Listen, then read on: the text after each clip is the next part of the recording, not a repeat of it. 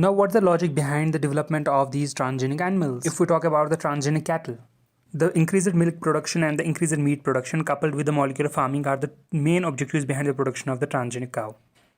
Now let's talk about the applications of biotechnology in industry. By employing biotechnology, more than 75 different immobilized enzymes are now available, which are now being used on large scale, that is on an industrial scale.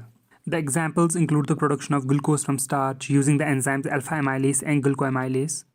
Using pectinases or proteases, the clarification of wines, beers, and fruit juices takes place on an industrial scale. If we talk about the production of antibiotics, a suitable strain of microorganisms is first selected, then cultivated on a sterilized nutrient medium. This particular microorganism is provided with the optimum pH, aeration, temperature, as well as an antibiotic precursor.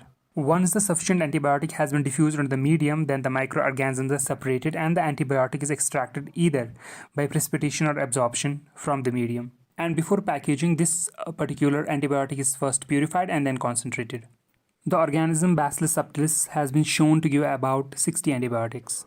Similarly, using microbes, several organic acids have been manufactured, like the lactic acid, the acetic acid, the citric acid, or the gluconic acid. The acetic acid and the gluconic acid find their application in the preparation of pharmaceuticals.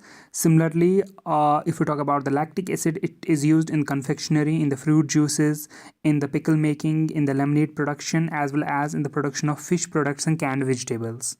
The first organic acid to be produced from the microbial fermentation is citric acid.